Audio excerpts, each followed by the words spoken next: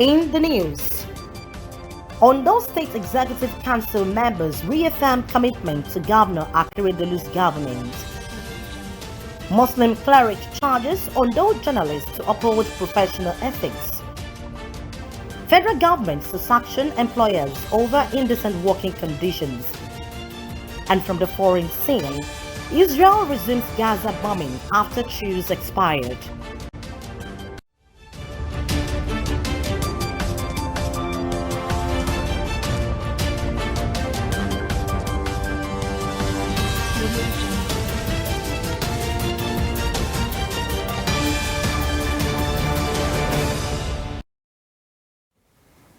Thank you very much for joining us tonight on the news at 7 on Osrc television.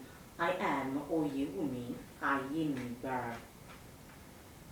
Members of the Ondo State Executive Council have reaffirmed the commitment of the Akeredolu administration to using all available resources to make life better for the people of the state.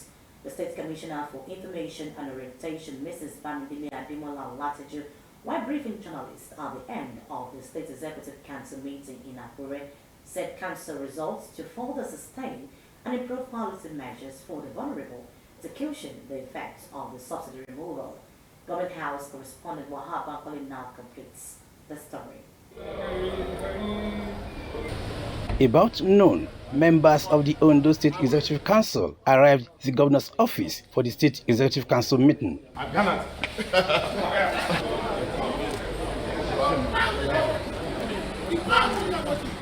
The arrival of the Deputy Governor, Lucky Aiyedatiwa, at the escort chambers of the governor's office signaled the official commencement of the meeting.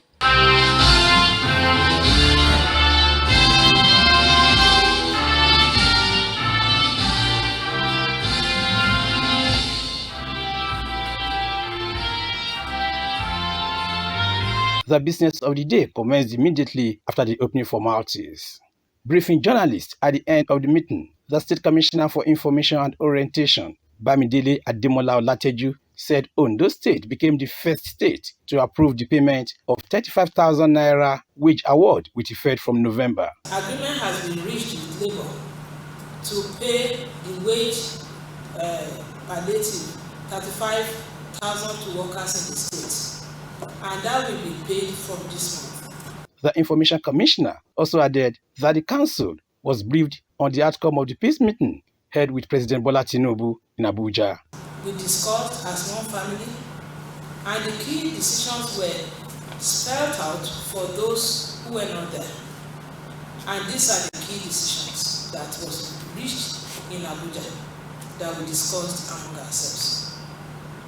One, that there must be peace, and with all parties must embrace peace.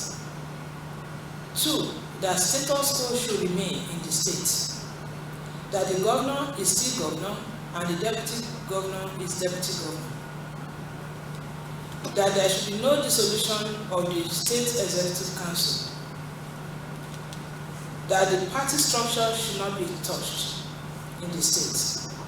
And that the leadership of the State House of Assembly should remain intact. And that the President requested for a letter of resignation from the Deputy Governor, signed but undated. We discussed among ourselves, we all agreed to embrace peace. On the alleged forging of the signature of Governor Oluwarotimi Akeredolu to loot the state resources, the commissioner debunked the news. Wahab Bankole, Osrc News. Civil society organizations, non-governmental organizations, religious bodies, and other stakeholders have been urged to join hands in bringing HIV/AIDS to zero level in Ondo State come 2030. Governor Oluwarotimi Akeredolu made the call at a program organized to commemorate the 2023 World AIDS Day in Akure, stating that his administration places high premium on the improved living standard of people of the state, most especially those living with HIV/AIDS. Osrc's Joy Pius reports that the theme for this year's event is Communities, Leadership to End AIDS by 2030. In commemoration of this year's World AIDS Day, the Ondo State Agency for the Control of AIDS, Osrc, held several awareness campaigns sensitizing the public against the virus, among which is this candle night procession, a night set aside to honor those who died from HIV-related disease. I have a loving mother just over in glory land. The project manager of Osrc, Dr. Dayo Adegbulu, who noted that this year's celebration is the 35th, appreciated every stakeholders who had contributed to the fight against the virus. They said the fight against HIV and AIDS is about change. Change is not about a movement, it's a movement. And if we all come together, if we all recognize that the epidemic is still with us, and we continue to create awareness concerning HIV and AIDS, we will surely win the fight against HIV and AIDS. The Ondo State Agency for the Control of AIDS, Osrc, was joined by major stakeholders in the state as they trooped out en masse to the streets of Akure to sensitize the public on the need to be aware of the pandemic and stay safe. Dr. Adegbulu stated that the awareness should not only be held every 1st of December, craving a continued advocacy to stem the tide. Change is not about the movement, it's about the movement. So let us not finish the awareness today. We're starting another round of awareness today.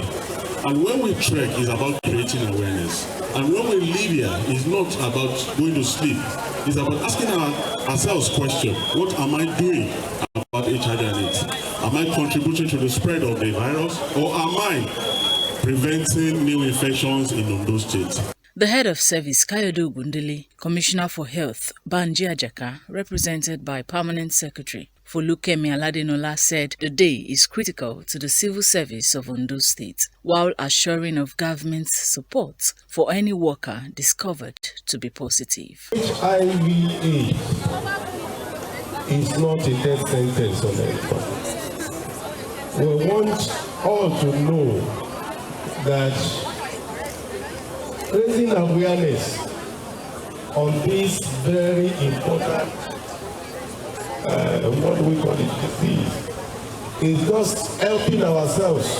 Awareness, what created today, will not just stop at that. Once you are tested positive, don't just know that is not the end of the world.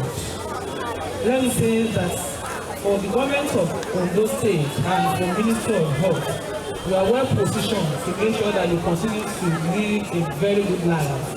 Governor Oluwarotimi Akeredolu, represented by Secretary to the State Government, Princess Oladuniodo, stated that the well-being of the people of Ondo State is of paramount importance to the governor, emphasizing the need for practice of safe sex. She appreciated efforts of all stakeholders in the fight of the disease, calling for more advocacy. Today's event represents another opportunity to remind ourselves of our commitment towards the fight against and elimination of HIV/AIDS. We must work tirelessly if we intend to win the fight against HIV/AIDS. We must mark our commitment with necessary resources and world-based practices, coupled with strategic action in line with this year's celebration. It is believed that efforts such as this will no doubt go a long way in eradicating HIV/AIDS come 2030. Joy Pius, OSRC News. Journalists have been charged to always verify their stories before disseminating such to Nigerians. Chief Imam Khalid Fahim Akure, Sheikh Yunus Anola made this call at the Thanksgiving service of the Nigerian Union of Journalists NUJ in the State Council as part of the activities of its first week. Sheikh Anola, while joining journalists to uphold professional ethics, said they hold a vital position in society, hence should not be toyed with. NUJ chairman in the state, Leke Adigute, in his response said journalists in Ondo State have been above board in discharging their duties. He assured that journalists in the state will never betray the trust of the people by giving them false information. Yoruba socio-political organization, Afenifere, has called on the federal government to quicken steps at tackling insecurity threatening socio-economic well-being of Nigerians. The group called on the government to start the process of centralizing the police to facilitate the containment of breaches in internal security. The calls are part of the resolutions at the Afenifere Couples meeting held at the Akure residence of the leader, Reverend Osrc. Afenifere asked the federal government to meet the December deadline given for Port Harcourt refinery to resume production and to accelerate actions that will strengthen the value of currency, enhance productivity, and reduce cost of items. The organization also called for acceleration of actions in the power sector by the Minister of Power and Energy, Adebayo Adelabu, in view of the pivotal roles that power plays in the economic and social lives of the people. The 27.5 trillion naira 2024 budget has passed the second reading at the House of Representatives. At the resumed, members took turns to ask for an upward review of the budgetary allocation to education and health, among others. Leading the debate on the general principles of the budget, a member representing Koshofe, Federal Constituency, Lagos State, Kafilat Obara, described the 2024 appropriation bill as a people-centric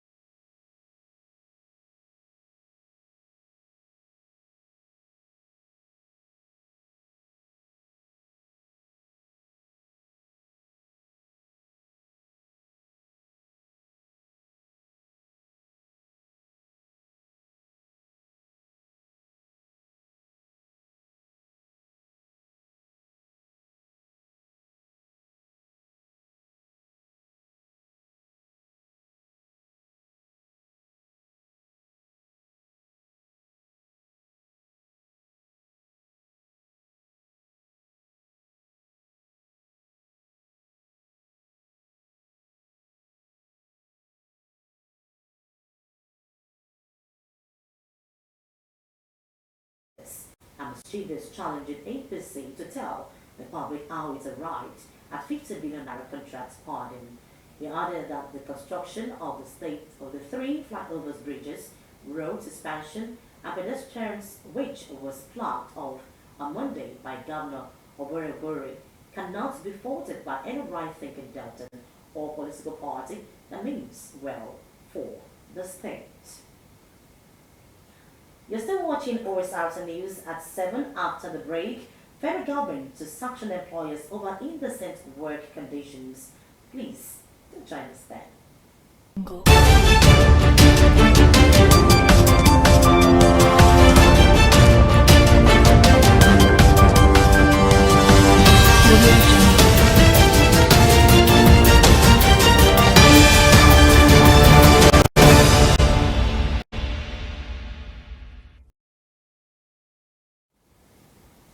Glad to know you're still there.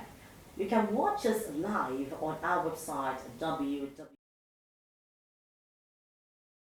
Follow us on Facebook at Osrc TV, and on YouTube you can subscribe to our channel Osrc TV Undo. The chief of The Chief Executive of Green Energy Limited, Professor Anthony Adegbulugbe, has been appointed the third Chancellor of Joseph Ayo Babalola University, Jabo, Ikeji Arakeji, Osrc State. Having accepted the appointment, Professor Adegbulugbe will be installed as the Chancellor on Friday, December 8, 2023. The university was established in 2004 in obedience to divine instructions by the Christ Apostolic Church (CAC) worldwide. Professor Adegbulugbe is an ordained pastor of Christ Apostolic Church. He is also an accomplished energy expert with considerable experience in public and private sectors in Nigeria and also internationally. The federal government says it will sanction employers of labor over indecent work conditions that negate local and international labor laws. Minister of Labor and Employment Simon Lalong made the disclosure during the inauguration of this program 3 in Abuja. Lalong explained that decent work deficits are to continue to abound in the economy as informal employment has become a norm, while well-paying jobs that offer social protection benefits are the exceptions. According to him, workers in the informal economy are exposed to poor working conditions, low pay, long hours of work, and low rates of unionism, unsafe work environment. He assured that government will not fail to sanction such organizations and ensure that the rights and privileges of Nigerian workers are protected. Chairman of the National Drug Law Enforcement Agency (NDLEA), retired Brigadier General Mohammed Buban has reaffirmed the agency's commitment to dealing with anyone sabotaging ongoing drug war. Mama gave the warning at the passing out ceremony of additional 2,500 cadets of senior officers at the NDLEA Academic Joys, Plateau State. Omoni Olakunbiji has the detail.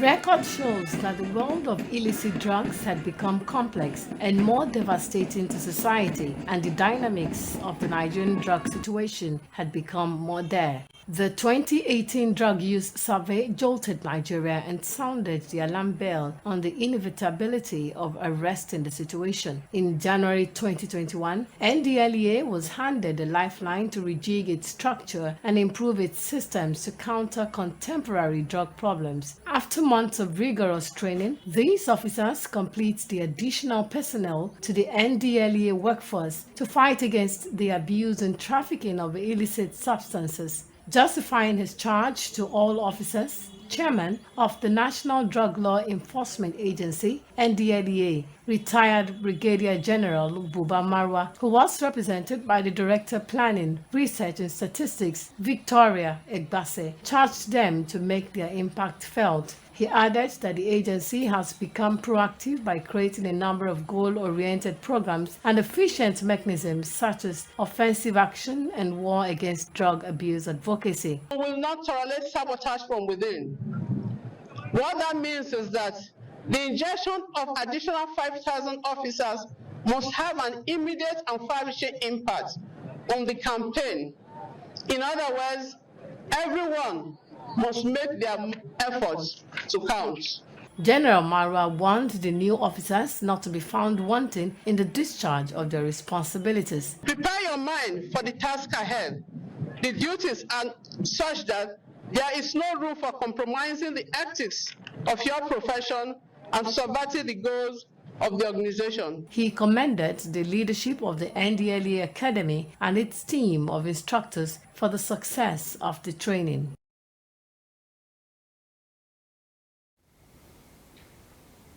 Meanwhile, Chief of Air Staff Azam Abubakar has commended Governor Peter Mba of Enugu State on improved security of lives and property in the state, saying Mba's commitment to maintain good work relationship with the armed forces will continue to bring enhanced peace and security in the southeast region.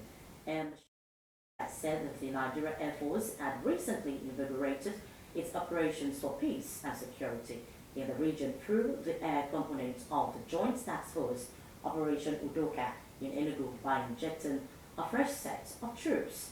This was even as Governor Mba separately assured the Chief of the Air Staff and visiting participants of the Senior Force 46 of the Armed Forces Command and Staff College, Jaji, Kaduna State, of his administration's continued partnership with the security forces for the security and stability of Enugu and Southeast region. The chief of the air staff gave the commendation when he led the top echelon of the service on a work visit to the governor at the Government House, Enugu, noting that Mwa was the first governor to seek collaborations towards the security of a state. Gunmen have attacked the residence of the Resident Electoral Commissioner of Independent National Electoral Commission, INEC, in Lokoja, the Kogi State capital. Chief Press Secretary, Chairman Rotimi Komi, said the Resident Electoral Commissioner, Dr. Arlen Lopez, is hailed and arted as the security personnel attached to him were able to hold off the attackers before reinforcements. He called for a thorough investigation and enhanced security protection for INEC personnel and assets in Kogi State. Some protesters are on Wednesday besieged the INEC office in Lokoja, claiming that the commission was working with the state government to tamper with election materials. Operatives of the Nigerian police in Kaduna State have arrested a syndicate of 8 terrorists who engaged in kidnapping and armed robbery. The command also, based on the directive of the Commissioner of Police, Musa Gaba, operatives have been ordered to comb nooks and crannies, including the den of bandits in the state, to make the hillside safe for citizens. The spokesperson of the command, Mansour Azan, said operatives from the divisional headquarters, Maigana, succeeded in the arrest based on intelligence gathering. It declares that their gang leader, Anazawa M. of Farid Casa village, is at large, even as those arrested will have their day in court at the completion of the investigation. Nigeria has successfully completed the final global assessment of Extractive Industries Transparency Initiative EITI, securing an overall score of 72 points out of 100. Chaired by former New Zealand Prime Minister Alan Clark, the International Board of AT disclosed the results after an 11-month evaluation. The assessment highlighted Nigeria's excellence in 3 crucial areas: outcomes and impact, implementing transparency-driven reforms, and stakeholders' engagement. The board specifically praised NAIT's effective implementation, recognizing visible and tangible impact on extractive industry governance. The group of oil-producing nation known as OPEC Plus is cutting supply by nearly 2 million barrels a day beginning next year. The decision came during a virtual meeting to discuss 2024 output amid concerns the market faces a potential surplus. OPEC Plus, which is led by Saudi Arabia and includes member allies such as Russia, pumps more than 40% of the world's oil. The group's current output already reflects cuts of about 5 million barrels a day, aimed at supporting prices and stabilizing the market. Oil prices first rose on the news by more than 1%, but by Thursday afternoon at reserve cost, with the US crude dropping by nearly 2.5% to under $76 a barrel. One expert said there is a high degree of skepticism on how individual OPEC Plus members will reach their voluntary cuts, going so far as to call the plan culture. He added that the UAE, for example, is supposed to be. We sincerely apologize for that mix-up, but now OPEC Plus oil producers have agreed to voluntary output cuts totaling about 2.2 million barrels per day for early next year, led by Saudi Arabia rolling over its current voluntary cuts. Benchmark global oil prices settled down around 2%, in part because the reductions were voluntary and because of investors' expectation ahead of the meeting that additional supply cuts might be deeper. Adirunke Olawale has more.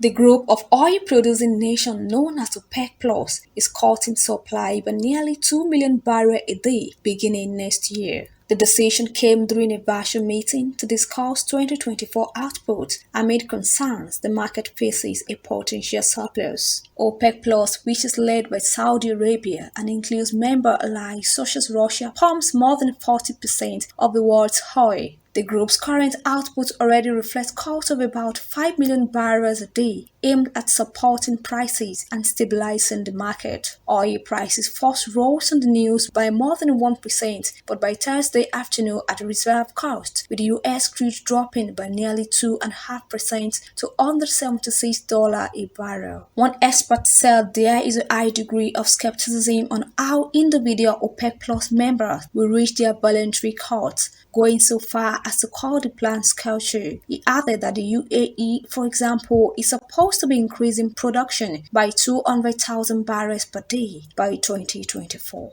OPEC Plus is focused on lower output with prices down from nearly $98 a barrel in late September and concerns brewing over weaker economic growth in 2024. Adirunke Kolawole, Osrc News. On foreign same dozens of Palestinians have been killed since Israel resumed attacks on Gaza after expiration of truce. Israeli army drops leaflets telling people in parts of already bombarded and densely populated southern Gaza to evacuate to nearby areas, signaling an expanding offensive. Mediator Qatar says efforts to renew the lapsed truce are continuing. The United States has also disclosed that it will continue to press for extending a truce in Gaza to end the Israel-Hamas war. More than 15,000 Palestinians have been killed in Gaza since October 7 in Israel. The official death toll stands at about 1,200. And with that story from the foreign scene, we conclude the news tonight. But before we go, a quick look at the top stories. We told you in the news that members of the Ondo State Executive Council have reaffirmed their commitment to the administrations of Governor Akeredolu. The chief imam of Khalifa Yemid Mosque, Sheikh Yunus Anola, has charged Ondo State journalists to always oppose the ethics of the profession.